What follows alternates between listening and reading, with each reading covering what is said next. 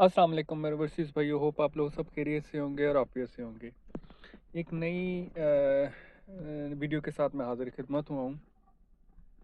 एक नई सीरीज़ में जो है वो थोड़े से स्टार्ट करना चाह रहा हूँ। आज की जो वीडियो है वो एक नई सीरीज़ के अंदर है, जॉब से हट कर। यानी कि आप क्योंकि सब की ख्वाहिश है कि सऊदीया के अंदर जो जॉब है वो कैसे हासिल की जा सकती है बग़ैर जो है वो वीज़ा ख़रीदे। यानी कि आप कंपनी की जो जॉब जो है वो कैसे हासिल कर सकते हैं पाकिस्तान में रहते हुए सऊदीया में।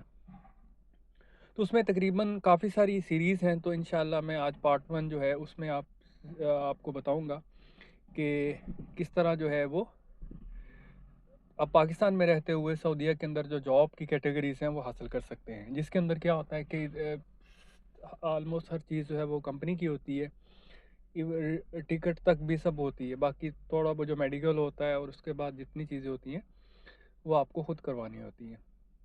तो इसके अंदर ऑलमोस्ट को 2-2.5 लाख रुपया जो खर्चा बेसिक जो आता है, थोड़ा बहुत, बल्कि वो इससे भी कम होता है। ये तो बस मैंने आपको सपोज बोल दिया है। तो उसके अंदर जो है मुख्तलिफ कैटेगरी से एक है लो कैटेगरी वाली जॉब, यानी कि स्किल में आती है। ठीक है, उसके बाद फिर दूसरी जो जॉब आ जाती है वो आती है उसके अंदर हाई सैलरी मीडियम सैलरी वाली है, मीडियम सैलरी वाली है। ठीक है, उसमें फिर उसके बाद एक हाई लेवल की जॉब आती है। तो ये 3 कैटेगरीज़ है, तो मैं इंशाल्लाह आप कोशिश करूँगा कि मैं ना इसको डिटेल से बयान करूँ। आज की जो वीडियो है उसके अंदर ये है कि जो लो सैलरी वाली आती है, मतलब स्किल में आती है, यानी कि कोई आपने काम सीखा हो। सपोज़ जिस तरह ये आप देखें, मुख्तलिफ मैन पावर एजेंसी पाकिस्तान में काम कर रही हैं। तो अगर आप न्यूज़पेपर उठा के देखते हैं ना, तो उसके ऊपर लिखा आता है कि शटरिंग कारपेंटर हो गया, उसके बाद इलेक्ट्रीशियन हो गया बिल्डिंग लाइन का, और उसके बाद फिर ये मेसन होता है, ब्लॉक लगाने वाला, टाइल लगाने वाला।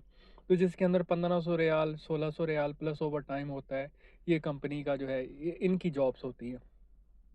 तो इनको इसके अंदर ये होता है कि आपको सिर्फ जो शटरिंग कारपेंटर है या इलेक्ट्रीशियन है या आपको ब्लॉक मेसन है, इसके ज़रिए आपको सिर्फ काम आना चाहिए होता है कि अगर आप मुख्तलिफ़ किस्म की टाइल या ब्लॉक है या किसी भी किस्म की है, तो वो आपको वो काम करना आना चाहिए।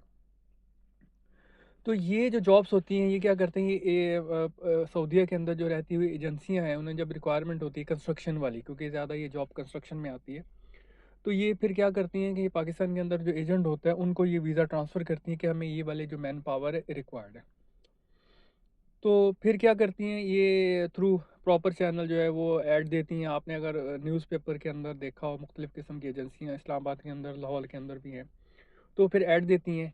ऐड देने के बाद जो है फिर उनका इंटरव्यू होता है, यहाँ से डेलीगेट जाता है और जाके उनका इंटरव्यू लेता है, और फिर जो फर्दर प्रोसेस होता है वो उनकी हायरिंग होती है। तो ये स्किल में आ जाती है, यानी सीखा हुआ काम है।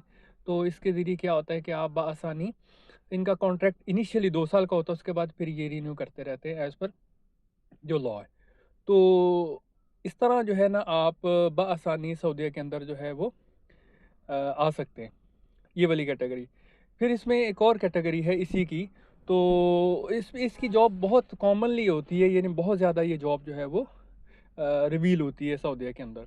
फिर दूसरी जॉब जो है वो आ जाती है इसके अंदर, ये जो क्रेन ऑपरेटर होते हैं, क्रेन ऑपरेटर है, उसके बाद ग्रेडर वाला है, शॉवल ऑपरेटर है, या फॉकलिफ्ट ऑपरेटर है।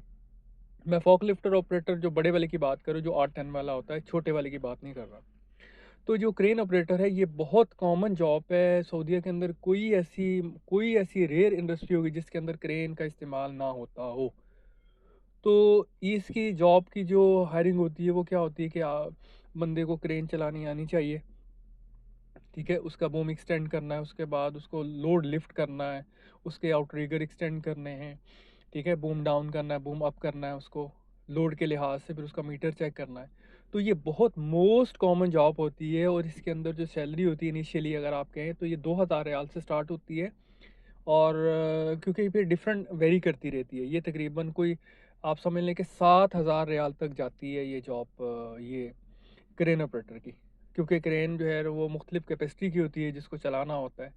तो इस तरह ये वेरी करते करते सऊदीया के अंदर है। तो ये कैटेगरी जो है क्योंकि बहुत मोस्ट है, इसके अंदर सैलरी भी अच्छी होती है और ये जॉब फ्रिक्वेंटली वीज़े आते रहते हैं। तो इसके लिए भी जो है ना, आप देखें तो उसके अंदर ये भी लिखा आता है कि क्रेन ऑपरेटर की जो जॉब है वो उसके लिए रिक्वायर्ड है। तो उसके लिए आप, अगर आप चाहते हैं कि सऊदी के अंदर आना, और आप चाहते हैं कि इसके अंदर आपका ख़र्चा भी कम हो और आप सऊदी के अंदर आ भी जाएँ, तो उसके लिए फिर ये है कि आप क्रेन, किसी भी अपने करीबी जो मैन पावर वाले हैं उनसे क्रेन वाला जो क्रेन चलाने वाला जो सर्टिफिकेट है, क्रेन चला कैसे चलाते हैं, आपको बैलेंस कैसे करना है, तो वो थोड़ा सा कोर्स कर लें। और इसमें हो जाएगा कि फिर आहिस्ता आहिस्ता फिर कंपनियों के अंदर क्या होती है कि फिर वो क्रेन की जो होती है जो कैपेसिटी वो बढ़ती चली जाती है, तो फिर उनके कोर्स वगैरह सर्टिफिकेशन वगैरह होती चली जाती है, फिर सैलरी भी इनकी बढ़ती चली जाती है। तो ये बहुत सारी ऐसी मतलब मतलब ऐसे लोग हैं जो इस क्रेन के जो सिस्टा है तो उसके अंदर वो आते रहते हैं इसके सर्टिफिकेशंस के अंदर। तो आई होप कि आप लोगों को मेरी आज की वीडियो पसंद आई होगी।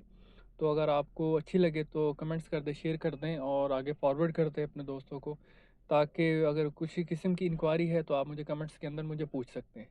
तो इंशाल्लाह ये आज की सीरीज़ 1 है, फिर इसके बाद सीरीज़ इंशाल्लाह 2 भी आएगी, तो उसके अंदर फिर मैं आपको मुख्तलिफ़ जॉब्स के बारे में आपको, यानी जिसके अंदर बआसानी आप बग़ैर इन्वेस्टमेंट के, बग़ैर वीज़ा ख़रीदे आप आसानी सऊदी आ सकते हैं। तो इंशाल्लाह ये सीरीज़ मेरे साथ रहेगी, हमारे साथ कनेक्ट रहिएगा।